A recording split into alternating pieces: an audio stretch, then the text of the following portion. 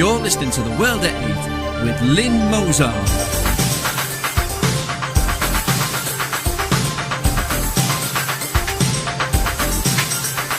The World at 8, the number one in nationalist news.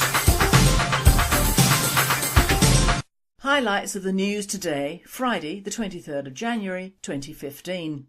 Britain first targets East London in Christian patrols. Argos accused of racism after selling black and Asian dolls for £10 less than white toy, despite them being exactly the same. Nearly half of Londoners support death penalty for terrorists. Liberian doctors' human rights trumps extradition bid for child rape in US. Hate attack on Jews soared 94% last year, police figures show. Muslims in France, they say we're not French.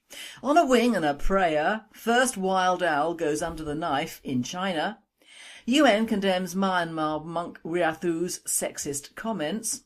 Thought for the day, UKIP, are we being too naive? And finally, a Friday 2 for 1 day. UK news. Britain First targets East London in Christian patrols. Britain First has restarted Christian patrols in East London, calling the area Muslim occupied. The group's Facebook page shows members driving through East London in an ex-army issue Land Rover, claiming they were making our streets safe for our people. Britain First's latest attempt to patrol the streets is believed to be in response to the terror attacks in Paris, which left 17 people dead. Some London mosques have since received hate mail and death threats. The party has been repeatedly criticised for using misleading social media campaigns to gain likes and shares for their page. World at 8. Britain First was the first splinter party to take off from the British National Party around 4 years ago. It took, by proxy, a great deal of the design and motivation off the BNP and started as a protest group. Jim Dowson was unfortunately proved right on many of his reasons, but has now resigned as his goal of getting rid of Nick Griffin has been achieved. It has been fairly successful, so we'll just have to wait and see whether the establishment put up with their precious Islam coming under fire. By the way, I left the BNP when Britain First started and worked for them for 5 weeks and then rejoined the BNP. A good or bad move we will never now know, but I wish them and all splinter parties the very best of luck. Argos accused of racism after selling black and Asian dolls for £10 less than white toys, despite them being exactly the same. High street chain Argos has been accused of racism after selling black and Asian dolls for £10 less than the white version of the children's toy. The store has been branded unacceptable for pricing a white doll called Maria at £34.99, £10 more than black doll Naima and Asian doll Yang. The 12-inch dolls, designed for children aged 18 months and above, are made by French firm Carole Kalin. They are described on the maker's site as having cuddly soft beanbag bodies, sleeping eyes and supple vinyl skin that is delicately scented with vanilla. In a statement, as a responsible retailer, Argos strongly refutes any suggestion of discrimination with the pricing of the Carole Kalin dolls. A genuine online pricing error led to one of the dolls being advertised at an incorrect price. This error is being amended today and all 3 dolls are now priced at $24.99. We apologise for any confusion caused. World at 8. Crap and more crap. They probably reduced the price of the ethnic dolls because they were selling like hotcakes and the white ones weren't. Nothing racist about it. It's a simple matter of too many ethnics are having kids anyway and they can all afford more presents. They also always go to stalls like Argos. Bring back gollywogs, I say. Lovely, cuddly little black fellas. Nearly half of Londoners support death penalty for terrorists. Nearly half of Londoners bringing back the death penalty for terrorist murders, a shock poll reveals today. The YouGov survey for The Standard showed 49% of adults in the capital support capital punishment for murder during terrorist attacks, such as the killing of Fusilier Lee Rigby. Men are more hardline, with 55% believing terrorist killers should be executed, compared to 42% of women. Older people are more likely to favour the death penalty for such offences, according to the poll carried out after the Paris atrocity, in which 3 terrorists killed 17 people. 54% of Londoners aged 40 and over supported the reintroduction of the death penalty, which was abolished in 1965, while the figure for the 25 to 39-year-old age group was 44%, and 38% amongst 18 to 24-year-olds. YouGov interviewed 1,034 adults in London between January the 19th and the 21st. World at 8. I am with the men here. The plods should have shot both these black Muslim killers as they were chatting to members of the mainly ethnic watchers who were filming them on their mobiles. Shot the watchers as well. And yes, terrorists should be shot for treason and their families and communities deported at once.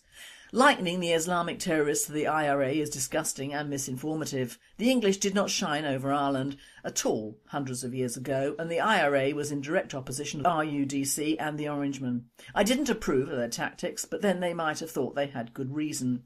These Islamic bastards need to be taught a lesson, and soon. Liberian doctor's human rights trumps extradition bid for child rape in the US. British court rules extradition of 48-year-old Tobias Bowen from Liberia would breach human rights because he faces an indefinite sentence if convicted of sex crimes in New York. The 48-year-old fugitive fled New York for Africa 4 years ago after being charged with 2 counts of raping a child, Westminster Magistrates Court heard. The court was told he'd settled in Milton Keynes, Buckinghamshire, with his wife and young family, and that Britain was his safe haven. The Magistrates Court, which deals with extradition cases from across the country, ruled that Bowen's right to liberty and security under the European Convention on Human Rights was at threat from his extradition. World at 8. And how old was this child? Knowing the Africans, under 5 would be my guess. He and his family should be deported back to the US for trial and then let them deport the family to Liberia. We in the UK are too ready to become a safe haven for perverts and criminals, and what they cost the country goes beyond belief. Hate attacks on Jews soared 94% last year, police figures show. Hate crimes against Jews increased to almost 300 incidents in London, whilst crimes against Muslims dipped slightly, Scotland Yard data indicates. The number of hate crimes against Jews nearly doubled last year, according to the latest police statistics. Figures from the Metropolitan Police, released amid growing concern over anti-Semitic attacks in the wake of the Paris terrorist atrocities, showed there were 297 hate crimes against Jewish people in the year to August. The figure was up from 153 in the previous 12 months, a rise of 94%. In the same period, the number of anti-Muslim hate crimes in the capital dipped slightly from 518 to 495 last year, a 4% fall. Last week, police announced they were stepping up patrols in areas with large Jewish populations. Britain's most senior counter-terrorism officer, Assistant Commissioner Mark Rowley of Scotland Yard, said officers will liaise with Jewish community leaders in light of continuing anti-Semitic rhetoric from extremists. A review of overall security measures is also looking at the safety of other minority communities, including Muslims, and at how to protect police officers who might be deliberately targeted by Islamic extremists, he said. World at 8. Of course, being English, Rowley has got it wrong. Most of the anti-Semitic attacks are done either by Muslims or the tag end of neo-Nazi groups who again have it all wrong. The Muslims hate all non-Muslims and the neo-Nazis like to be on the side of the Arabs. Why, I will never know. But in case you didn't know, it was a Roman who killed Christ, who was incidentally a Jew. European news. Muslims in France, they say we're not French. After the Paris terror attacks, the spotlight is once again focused on how France has apparently failed to integrate its Muslim immigrants. Despite calls for national unity, many Muslims who the locals spoke to in Paris said they simply don't feel French. The French Prime Minister, Manuel Valls, caused a stir this week when he said France was suffering from social and ethnic apartheid. The locals spoke to 17-year-old Sierra and 22-year-old Hasva, 2 French-born Muslim sisters who run a local shop selling women's accessories. The French say we aren't French, Hasva said. People always ask me, where are you from? Other Muslim women shared their view. I felt French until people told me I wasn't, said 28-year-old Aisha, who was also born in France. We have never felt integrated. It's frustrating. She pointed to France's controversial law of 2004, which banned the wearing of the Muslim headscarves in schools, and then a following law of 2011, which banned the full face veil in public. Her friend, 26-year-old Mariam, suggested France would be better off teaching about different religions in schools than reinforcing secularism. Islamic values are replacing those of a republic which failed to deliver on its promise of equality, and the residents of the suburbs increasingly do not see themselves as French, the researchers said at that time. World at 8. They aren't French, any more than the ones born over here are English or British. They're Muslim and identified by their religion and usually their dress and complexion. It's God's work in the making, telling who comes from where by their appearance. It isn't a sin until now with the diversity brigade. Do you think someone is telling them something, like go home? They're not wanted anywhere in Europe. You can be born in a stable, but you're not a horse or sheep. Get it? World news. On a wing and a prayer, Preyer. First wild owl goes under the knife in China. A badly injured wild owl is flying fit after becoming the first of its kind to go under the knife in China. The European eagle owl, which is also known as the boo-boo, found itself in unfamiliar surroundings after fracturing its wing, but the plucky predator is set to make a full recovery after braving the operating table. And it is the first procedure carried out in China on a wild fowl, as the country attempts to improve its record protecting its native wildlife. The feathered creature was treated in the city of Shenyang in northeastern China's Liaoning province. It is a protected species in China, although the bird can be spotted from Spain through to Japan. Animal rights activists hailed the operation as a sign that the country is actively involving itself in caring for wildlife. World date, about bloody time. UN condemns Myanmar monk Wirathu's sexist comments. The UN Human Rights Chief has called on Myanmar to condemn a Buddhist nationalist monk for calling a UN Special Envoy a bitch and a whore. UN Human Rights Chief Zaid Ra'ad Al Hussein said Ashin Wirathu's comments amounted to incitement to hatred. The comments related to South Korean envoy Yang Lee, who was in Myanmar last week to address the plight of its Muslim minority. Wirathu spent almost a decade in jail for inciting anti-Muslim violence. The monk is the leader of the 969 movement, which says Myanmar should remain a Buddhist country and calls for restrictions and boycotts on Muslims. Mr. Saeed called the language sexist and insulting. I call on religious and political leaders in Myanmar to unequivocally condemn all forms of incitement to hatred, including this abhorrent public personal attack, Mr. Saeed said in a statement. Systematic discrimination. Since the end of the military rule in Myanmar, also known as Burma, in 2011, Buddhist nationalism, largely led by monks including Wirathu, has been energised. In 2012, scores of people died and thousands were left homeless after violence broke out between Buddhists and Muslims in Rakhine state, mostly from the Rohingya minority.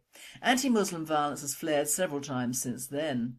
The UN says the Rohingya are being persecuted and last week passed a resolution calling on Myanmar to give them citizenship.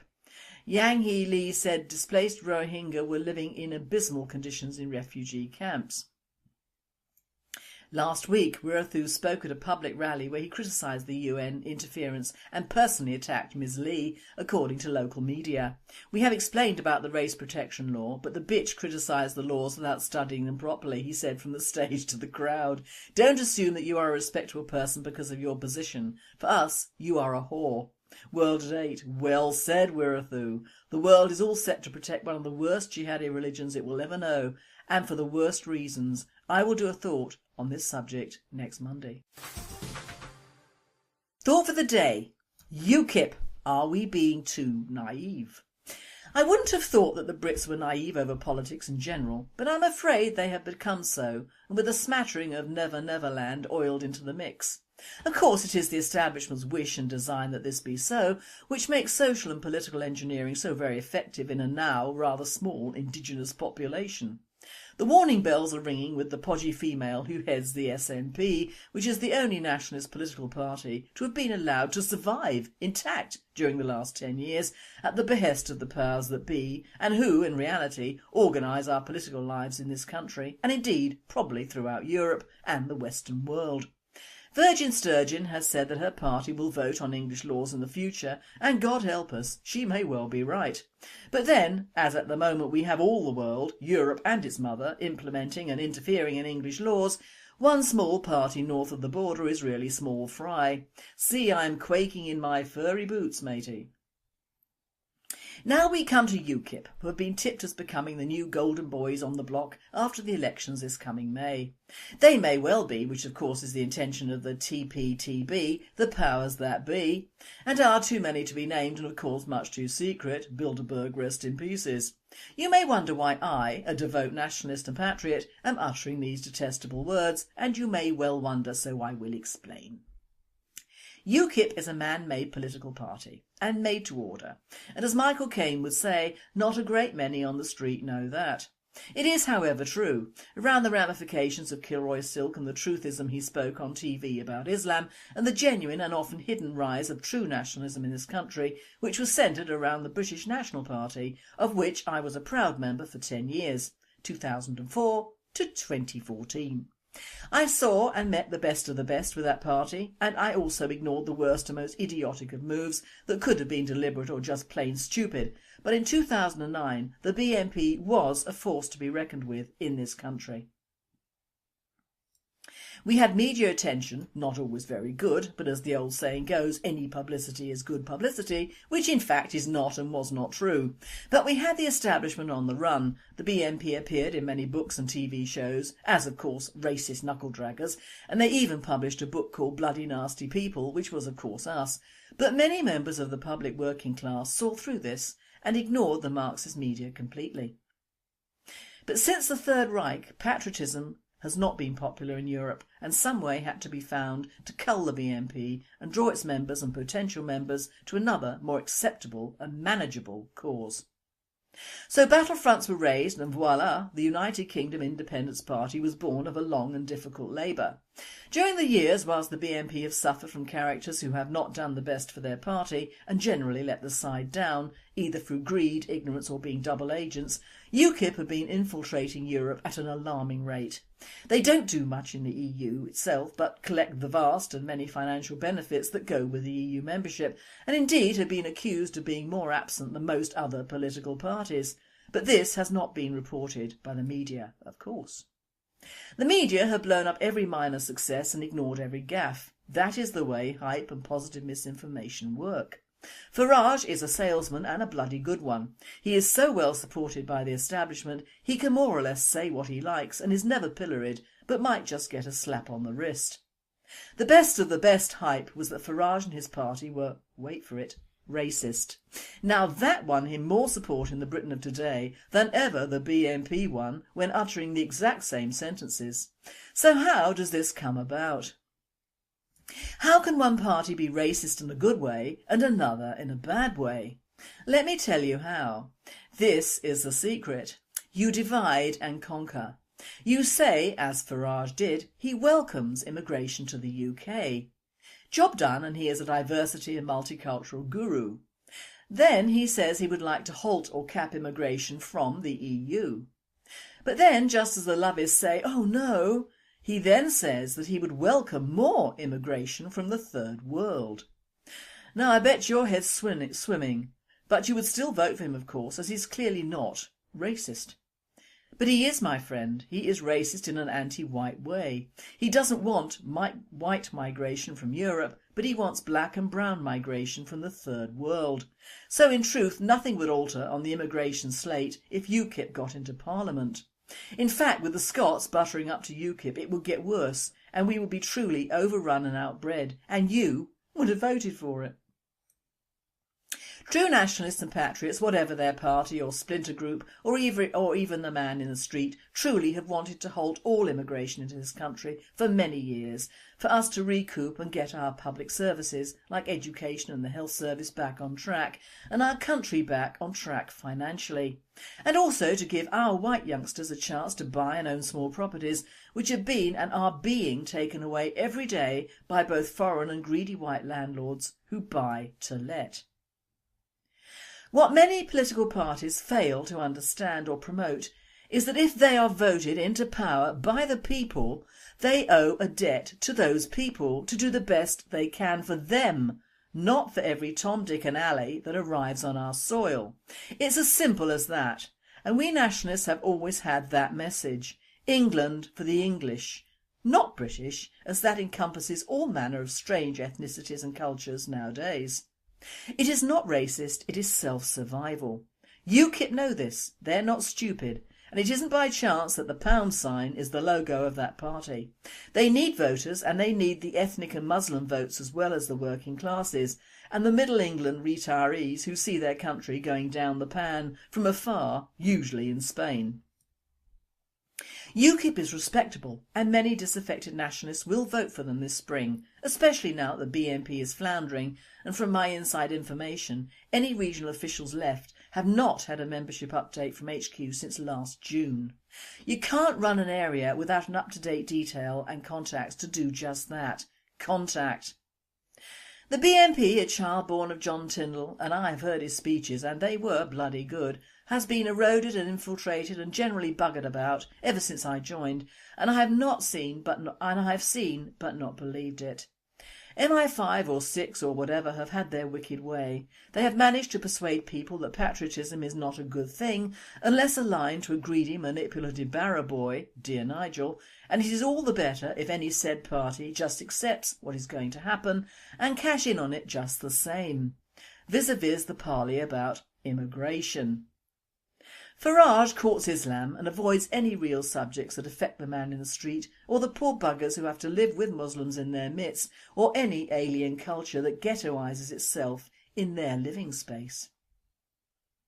We Brits believe what we see and hear on the TV and media. We have had 40 years of multicultural propaganda and are quite used to seeing ourselves become a minority in the world of entertainment and the arts.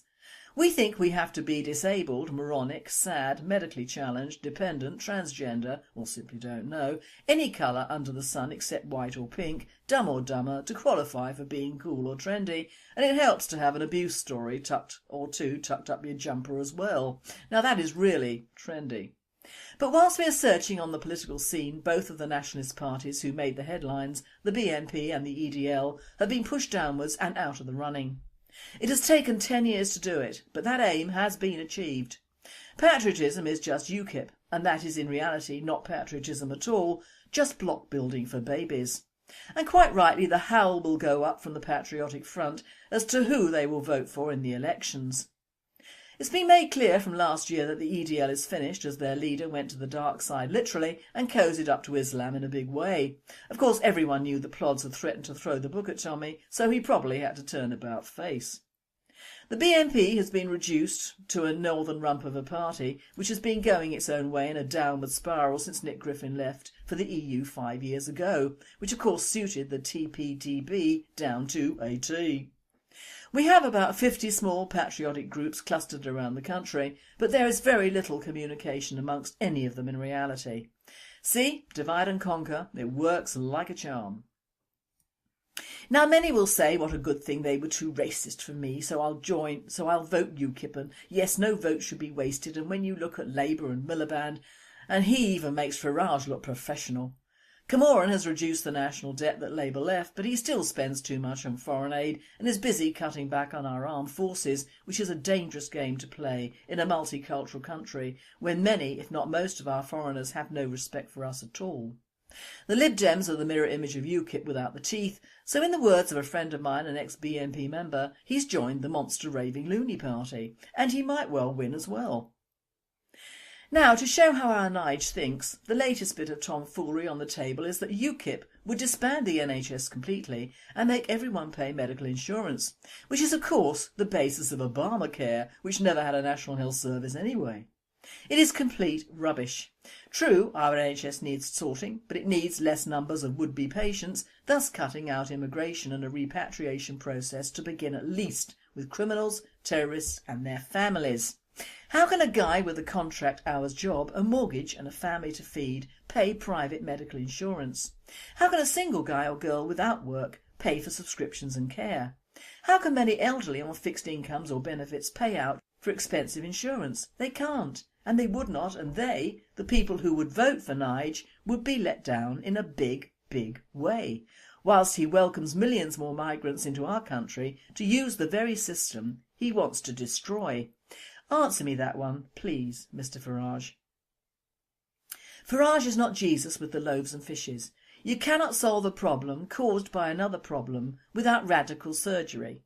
Facts are facts. We are too full of people now. London looks like a foreign city. The north has gone in reality, and the south is the most densely populated area per capita in Europe, and it's getting worse.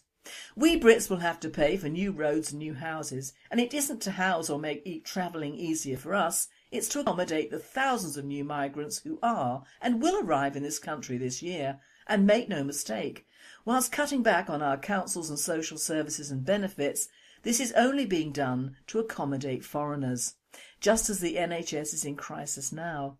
Don't be deceived by the TV that a few elderly patients in a bed for too long account for the terrible hours and staffing problems suffered by our own well-meaning and trained medical personnel. Not all our problems are directly caused by immigration, of course, but a day to a dollar, 99.9% of them are caused by massive immigration over the last 45 years. And to deny that, you would have to be an ostrich. And by the way, don't go down to Woolwich, as it looks like Islamabad or Senegal on a good day.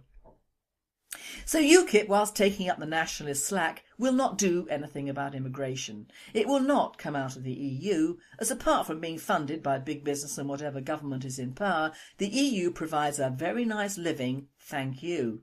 So although the establishment have created a chimera to siphon all the nasty people away, what will actually happen if they get into Parliament? Well, once they've suckered all the bods who really don't know what they are voting for, but think it might have something to do with getting rid of Islam and leaving the EU, I really don't know. At least with the British National Party of old, we knew what we were voting for and were honest about it, much to the dismay of TPTB. But revenge is a dish best served cold, and somewhere someone is thinking of the real points of government. In the BNP we lost many good people, many of whom could have formed a working government in the early years, but not now. The Marxists have won at the moment, as Britain is wavering on the borders of patriotism, and we might find that, as I said many months ago, the BNP have in fact done their job. Being a racist is, as Farage would say, acceptable, and leaving the EU is now extremely popular, as the BNP wanted. So in fact, the establishment have not got it all their own way. Our views, ridiculed though they were, have come to be in the marketplace. Immigration is now talked about, as is leaving the EU, whereas 10 years ago no one would dare say anything in public or even private without a whisper or an apology. So patriots and nationalists need not cry into their beer. Our job is done for the moment. And it goes without saying that when the torch is passed to someone else, we will not forget how they got there, on our backs and with the revenge of the establishment in Whitehall. Finally, a Friday 2-for-1 day. Obama looked at Michelle, chuckled and said, "You know, I could throw $1,000 bill out of the window right now and make somebody very happy." Michelle shrugged her shoulders and replied, "I could throw $100 bills out of the window and make 10 people very happy." Hearing their exchange, the pilot of the plane said to his co-pilot, "Such big shots back there, I could throw both of them out of the window and make 256 million people very happy." If you're one of the 256 million, retell this one. And although late, better late than never, welcome to 2015.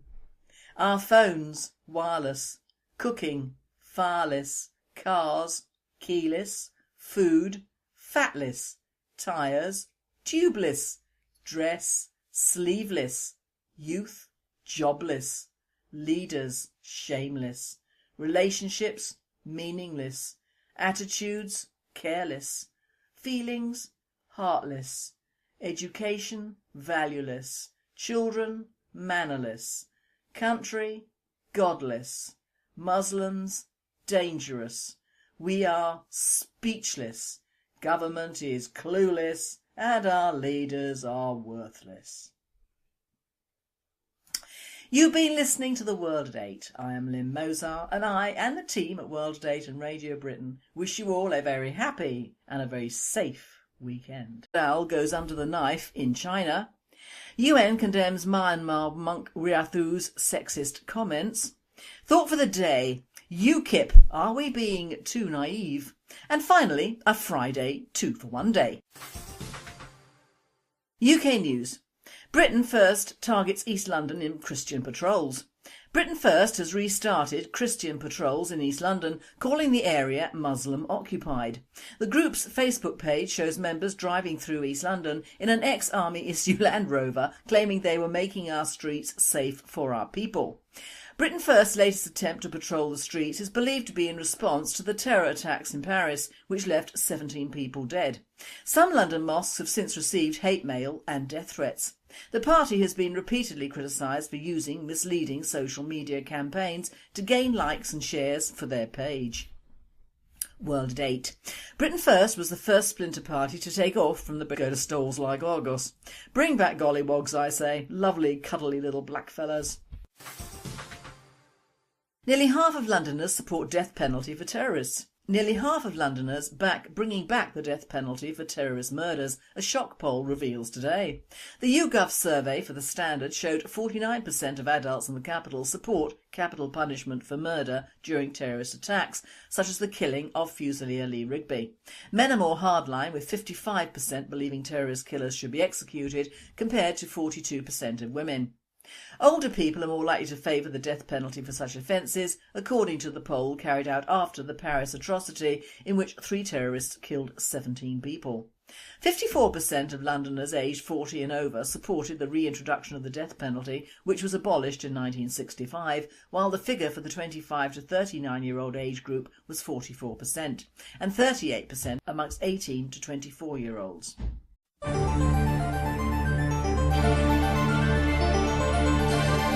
You're listening to The World at 8 with Lynn Mozart.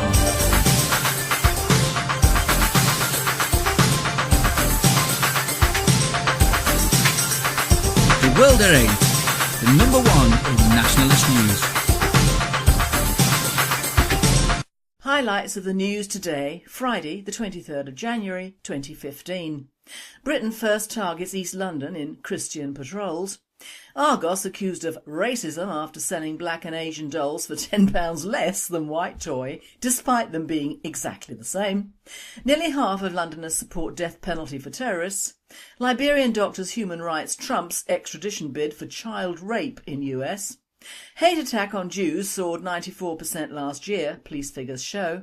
Muslims in France, they say we're not French.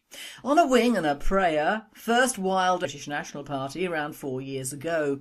It took, by proxy, a great deal of the design and motivation off the BNP and started as a protest group. Jim Dowson was unfortunately proved right on many of his reasons, but has now resigned as his goal of getting rid of Nick Griffin has been achieved. It has been fairly successful, so we'll just have to wait and see whether the establishment put up with their precious Islam coming under fire. By the way, I left the BNP when Britain First started and worked for them for 5 weeks and then rejoined the BNP. A good or bad move we will never now know, but I wish them and all splinter parties the very best of luck. Argos accused of racism after selling black and Asian dolls for £10 less than white toys, despite them being exactly the same. High street chain Argos has been accused of racism after selling black and Asian dolls for £10 less than the white version of the children's toy.